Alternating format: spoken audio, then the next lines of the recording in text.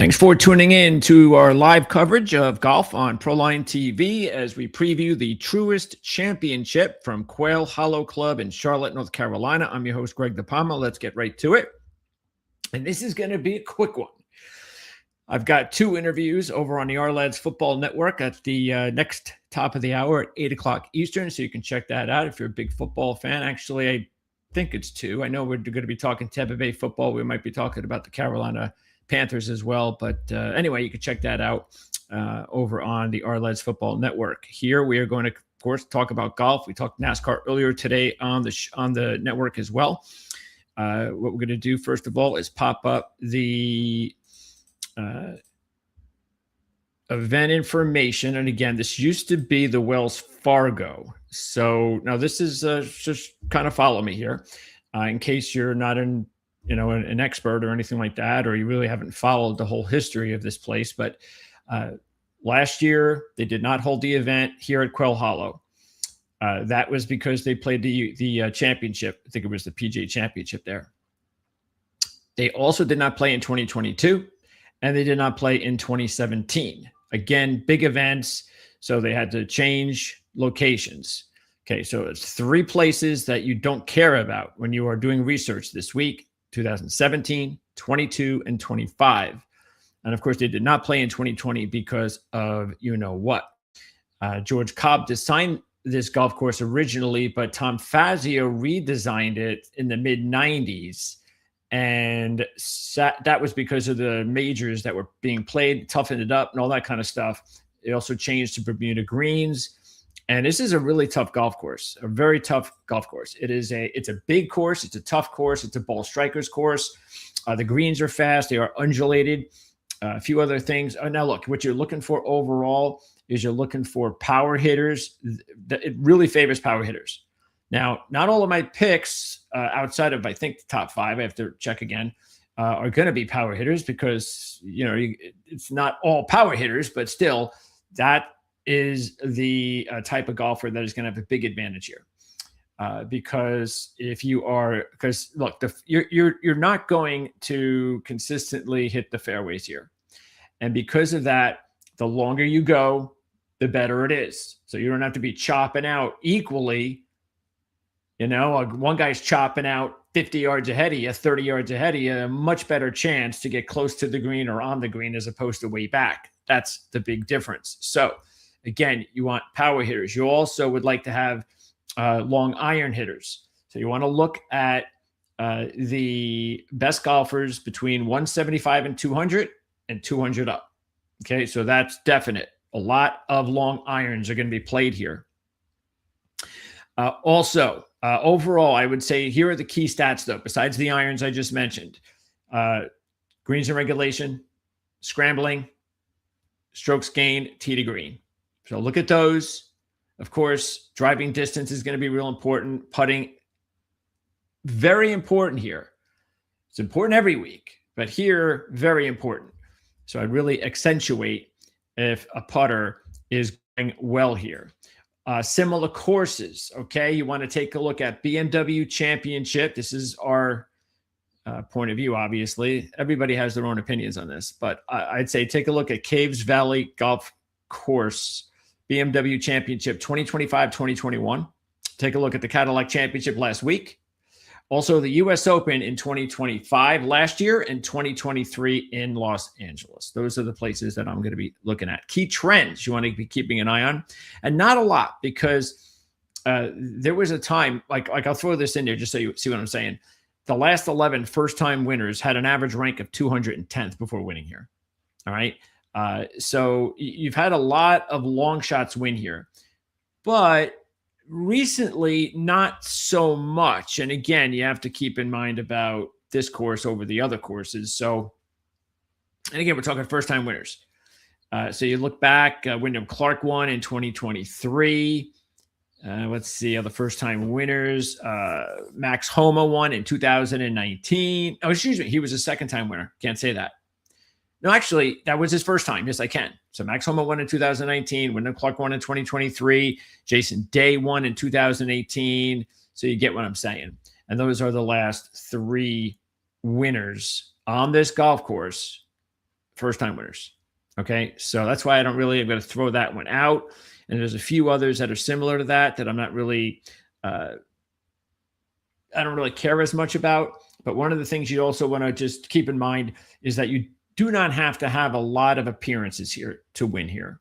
Matter of fact, 3 of the last 12 winners here, first-time winners. That's pretty good. That's 40%. So that's something to keep an eye on for sure. Actually, that's not 40%. What is that? What is that? I need to do my math correctly. Is that 40%? What is it? Let's see. Get this right. Oh, I always hate these percentages too. Let's see. It's 3 out of the last 12. So 25%. All right. So it's 25%, which again is not all that bad, as far as first-time winners. So it is, it's not 40%, but still, it's not a bad number. And another couple of things that might be interesting, 11 major champions have won here out of the 19 events. So they played here 19 times since 2003. And you have 11 of those winners all-time major champs. All right, that shows you how tough the golf course is. And also 4 of the last 5 winners had at least 3 weeks off before playing here. Rory, who's the odds-on favorite, fits that category. And the last 11 first-time winners ranked outside the top 10. So a few interesting trends there. Live wagering, if you're into the live wagering deal, 7 of the last 8 winners started the second round outside the top 6, including positions of 16th, 17th, 30th, and 74th. Okay, so you can get off to a slow start. 11 of the 19 started the second round at least 4 shots back, including 7 and 8 shots back.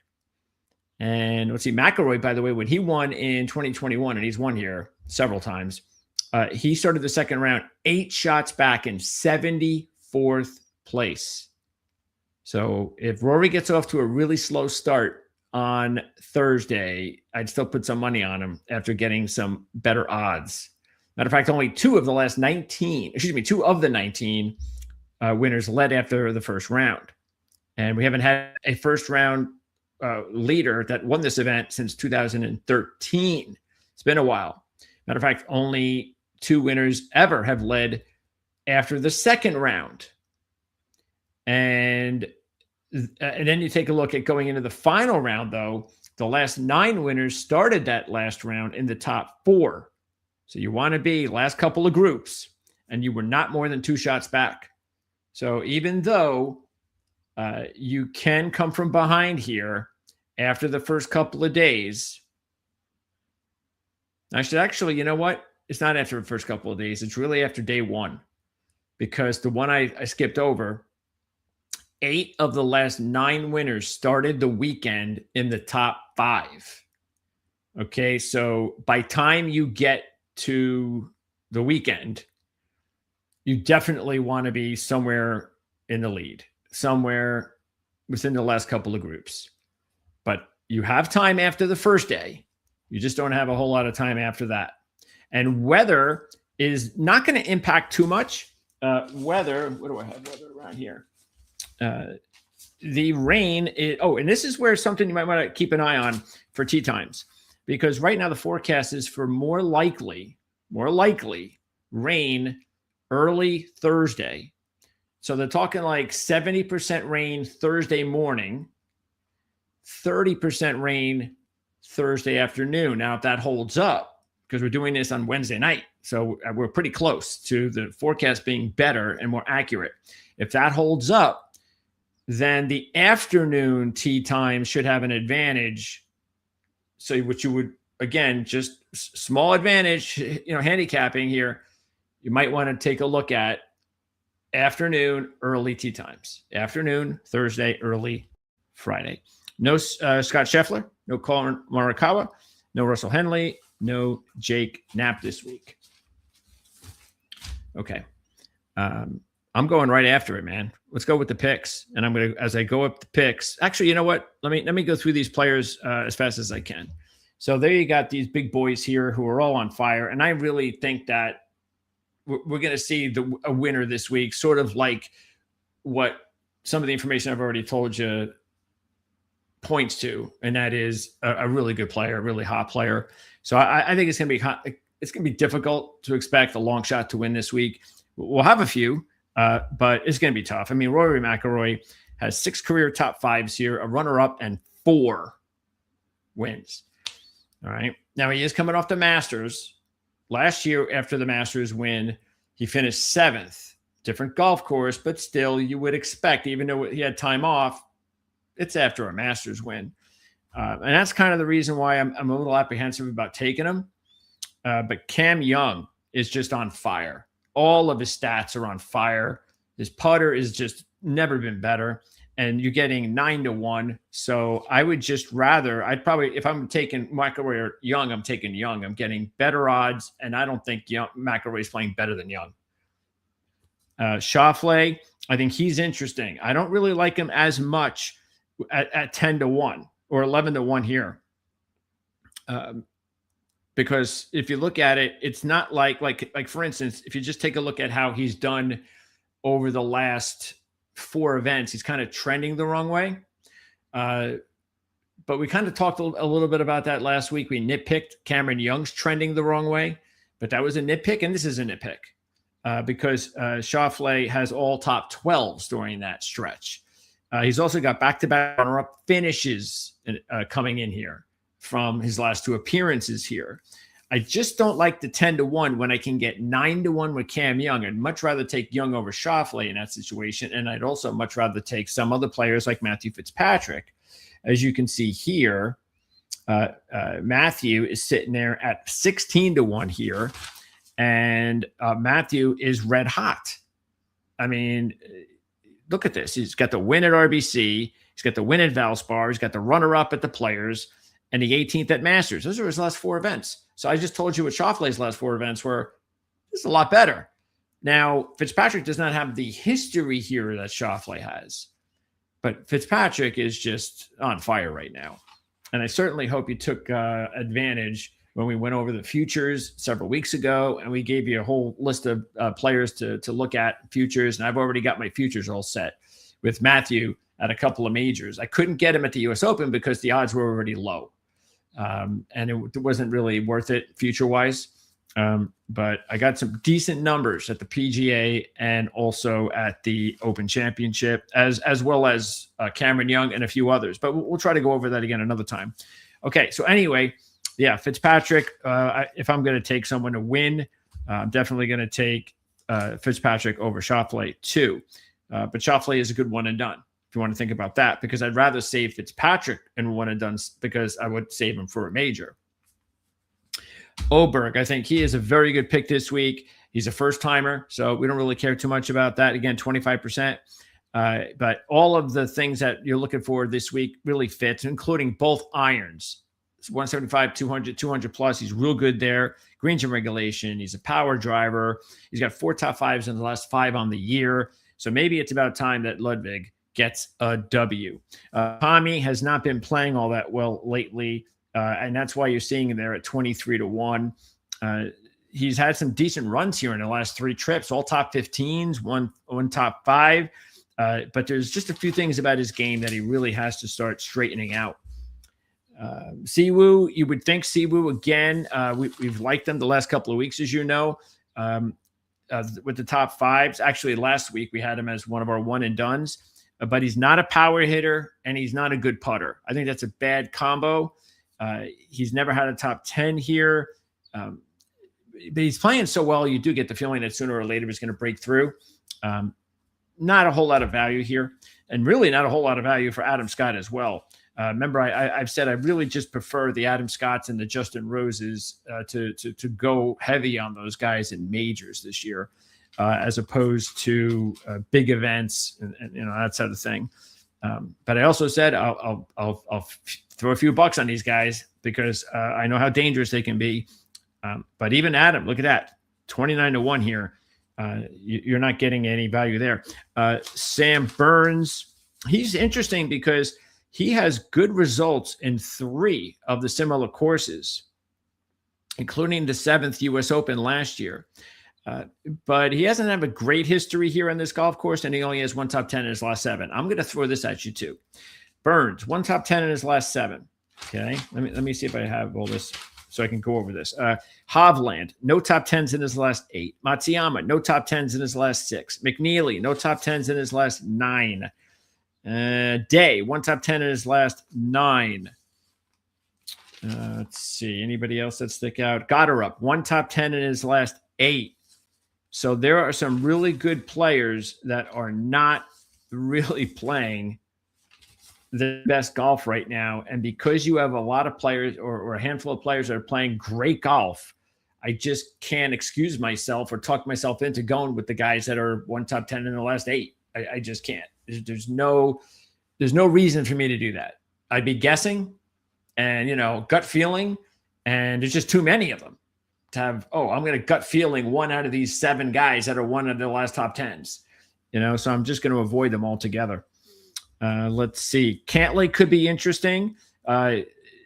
We liked him last week. Don't like him as much this week. He's never had a top 20 here, but he did win the BMW in 2021. And his results, 3 top 15s coming in here. So that's good. Let's see. Moving on. Ricky continues to play well. We had him last week and another top 10. His putter's on fire. Scrambling is very good. He has a win here in 2012. And he also has a couple of good appearances on the similar golf courses. So it's just a matter of time for Ricky. And getting back to Adam Scott, he's got 2 top 5s in his career here, including 5th in 2023. And he's coming off that 4th place finish last week, which I think is the main reason that his odds have dropped. Also, sifting through here, I think Minwoo is somebody you want to be keeping an eye on for sure. It's the first time he's playing here. The putter is really going hot, and he's trending in the right direction again, so I think that's good. And I also think he's overdue for a win. Moving along here, Spawn is not a bad idea. But I just have a hard time believing he's going to win again in such a short period of time. But he is trending in the right direction, and he's played pretty well here in his 2 appearances, and he did win the U.S. Open last year. So again, at that number, I think he is not a bad option. Straka's the defending champ, but again, keep in mind that was a different golf course. He was 8th on this golf course in his last appearance and 4th last week. So I still think Straka is a good play. It's just be very weird for him to win this event back-to-back years on 2 different golf courses. Jordan Spieth has now made 9 straight cuts, 5 top 20s in his last 8. But not enough activity on the front page of the leaderboard. He's not been in contention to win in a long time on the weekend, and he's never had a top 25 here, so I still think it's asking much, but at least the number's big at about 50-1. I think Nikolai Højgaard is a good play. He's trending in the right direction. He's got a power game. I'd keep an eye on him. Let's see. Justin Thomas, his game is just all over the place right now. He needs time. Kurt Kitayama, we took him last week, and he certainly came through for us with another top 10. So I think you want to stay on top of him. He's got back-to-back top 10s coming in here. And the putter is also starting to heat up. Alex Smalley, I think he's somebody to watch. The only problem is you're not getting a whole lot of value. Yeah, you'd say 70-1. How is that not value? Well, we're talking about the 87th ranked player in the world, okay? And he's never won a PGA Tour event, so that's the reason. But he's made 8 straight cuts, and he's been trending really well with 3 straight top 25, 7th last week. So not a bad idea for a long shot. But I think there might be some better value out there. I just don't know if I qualify or consider Alex Smalley the type of player to win this event. Moving along. It was nice to see Alex Norton finally get a good result last week. Hopefully that'll get him going. And let's see who sticks out here. Taylor had a nice week last week. Matt McCarty, he's a good long shot. He's one of the better long shots I like. He'll be playing here for the first time. He's been trending excellent in the last 5 events, including 3 straight top 25s, 9th last time out. So I think he is someone to watch at a big number. Also, moving along here, Potgieter could be interesting because he's a power player, and he's also coming off back-to-back top 25s. 14th last week. He was fifth at the Genesis earlier this year, so he's got the capability of having a good week. You might want to consider maybe these here. I think they're top 10s and top 5s, so that's something that is pretty popular out there. I don't do it enough, but you might want to consider that maybe. Michael Kim, another long shot that I think is really good. He's not a power player, but he was 7th the last time he played here. He was 10th at the BMW last year, and he's trending in the right direction. Back-to-back top 25s, and 4 appearances ago, he was runner-up. So I think at a big number, Michael Kim makes a lot of sense. And Lucas Glover is also someone that I'm going to give a couple of bucks to at a big number. That's because he is a major winner. He's also a former winner here, and he's coming off a 14th place finish last week. And Lucas's stats are not very good this year, but he's the type of player that can kind of get hot over a few week period. Like he could disappear, or actually a few months. He could disappear for a year or so, and then boom, he's back for like a couple of months, and he's playing great golf and big events. So now is that what we're going to start seeing after a 14th last week? I don't know. But all I know is that he's got really good experience on this golf course. He's coming in after playing one of his best results of the year. And so I say, why not? That's such a big number. Okay, let's picks. Here they are. All right, so we're going to go with Oberg as our top play at 14-1. I just think it's his time. And but I would say, like, again, if we're going over those top players like Schauffele and McIlroy, those types, I would rather take Young and Fitzpatrick. I would rather bet on those players than McIlroy and Schauffele. Okay, and I told you why with Schauffele. And as far as Fitzpatrick, yeah, I'm getting 14-1 on Fitzpatrick versus 6-1 on McIlroy, and Fitzpatrick's playing better than McIlroy. You got to keep in mind, McIlroy, while he was playing okay, it wasn't like he was killing people this year. It's just, nobody really expected Rory to win the Masters back to back. I mean, look at this. This year, he had the 3rd at Dubai. He comes into the U.S. starting at Pebble, and he played, let's see, 1, 2, 3, 4 events before the Masters win. He had the runner-up at Genesis, and then that's it. He withdrew from Bay Hill, 46th at the Players. So, 14th at Pebble. He was 33rd at Dubai. He wasn't blazing. And Fitzpatrick is blazing, and so is Cameron Young. Okay, Minwoo, again, I feel like he's overdue for a win in a big week. He's a power player. He's somebody that, as we've said before, he can hit it straight. He can hit it long, just like McIlroy. Why do you think McIlroy's awesome on this golf course? So I think this golf course could be tailor-made for Minwoo, especially with the hot putter. We'll see. It's the first time he's playing there. Again, I went with Kitayama and Fowler last week. I'm going back with them at the top 10s. And Nikolai Højgaard will be my top long shot. Again, he's got a power game. I think he has the mettle and the character and the game to win an event like this. So we'll see if he can actually put that together this week as an official long shot. And I want to see one more thing. I want to go ahead and check out the DFS report. So let me log in, and I'll log in for the first time, and we'll go over it together. And we'll see if we can find something here that works, because I haven't even looked at it at all. So I think this is the best way to do it. I just have to make sure I find the right contest. I prefer single entries, but I also want to make sure if I do this, it's a big enough risk, meaning I want big money. Well, you know what? Let me enter this one. I know there's only a few left. All right, let's put this one in there. Okay, so this is a big money one.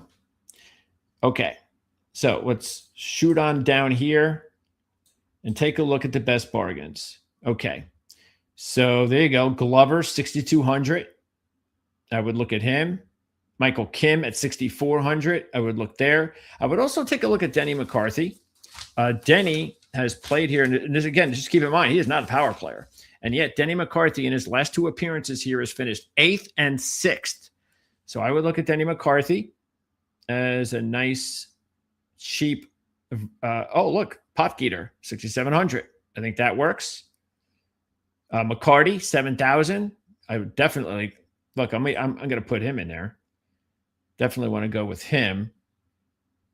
Who else? Let's see. We're starting to now raise up. Smalley, 7,500. That's not bad. Might have to look back at him. Nikolai at 78. Kitayama at 78. Those are nice. Those aren't expensive. Minwoo is at 83. There's Ricky at 9. That's a little expensive for me, though. Not sure I'm going to go with Ricky, but in this situation. And then you got the big boys again. Boy, it's going to be tough to decide against these boys. But I'll hit Oberg because he is the, what is he, the 5th choice? So that's not bad with these really good players. Let me also pop up the one and done, by the way. There it is. Did I already do that? Anyway, I think I did. No, we didn't. Did I? No. Anyway, there's Ludwig. That's right, because I showed Ludwig on the other one. And there's Schauffele. So again, I like Schauffele in one and done. I just don't like Schauffele compared to those other guys when I'm wagering. And again, this is not a major, and I'd rather go with those guys, hold them, save them for majors. That includes Ludwig. I'm not sure Ludwig's ready for a major win, but I think he's ready to win an event like this. Okay, just pop that back up. All right, so let's now go the other way. So let's see, where are we? Let's start putting some other players in here. Why don't we? How about Kitayama? Where are we? There's 25,000 left. There's Nikolai. I don't know if I have to go with, let's see, if I'm going to have to go with any more cheap options. Let's see, you got Potgieter, there's McCarthy, and Glover. Boy, that would be a really, and there's Kim. I do like Kim, though. Yeah. Let me see. Let me just make sure, too, that I give you some of this information on some other longer shot players that you might be interested in. Let's see. Where are they? I thought there was at least another. Well, I gave you McCarthy. Max Homa is really good here. His last 2 appearances here were both 8th place finishes, and he's got a win here, as I mentioned before, on this golf course. The other result, I think, was on a different course. And then again, I mentioned Michael Kim and Potgieter. So yeah, let's put Kim in there. Let's see what that gives us. 19,000. Okay. And again, take a look at our picks. So we've got Oberg. Did I put Minwoo in there? I don't think I did. Did I? No, I didn't. So let's put Minwoo in. Let's roll the dice with Minwoo. And that leaves us with 10-9, which is good. We got a lot of money left over. We can go with another big player if we want. I think with this amount of money left, if I had to think about who might have, like, who would be the one I would feel the most comfortable with, probably would be Cam, because he's so on fire right now. He's so on fire right now. And who's the other players that I have? So I've got Minwoo, Kitayama, Ricky. But I've got enough money to go with Cam if I want to do that. Let's see, if I put Cam there, then I would be able to go with Oberg and Cam Young. And then I like that. Let's go ahead and enter that, because I know they've been, oh, geez, this nonsense again. These people have been really aggravating. I don't know what this thing is. It just drives me nuts. This website, the DraftKings website, you know what? They suck. It's a piece of garbage. I've had so many problems with them with this bullshit, and trying to find stuff on there. It's like so hard. It's like they have so much money, and you would think they'd have the most easiest, accessible to figure out, to navigate. And no, they do shit like this all the time. So anyway, I'm going to put that aside, and I'll have to do it myself or figure out what the fuck they want now. Anyway, so there you go. Hopefully, we'll get ourselves a winner this week. Hopefully, you'll get yourself a winner. Appreciate you guys tuning in as always. I'll see you again next week. What do we got going on? Let me see the calendar. So we have, we got the PGA Championship next week. Holy shit. I didn't even think about that. Yeah. That's something that definitely gonna have to, keep in mind. No question about it. I mean, nobody on my list here. I mean, I'm not like, oh no, now that there's a major, I got to change anything. So none of that bothers me. But I would probably be, I may go back and, I have to think about Young now though. After winning an event, major coming up, is Cam Young going to really be zeroed in on playing well this week? So I have to look at that. Other than that, and maybe the same thing with Fitzpatrick. He's coming off a win as well. You would think that this is really just a tune-up. Let me get my game tuned up before I play in the big event. So, but yeah, just keep that in mind.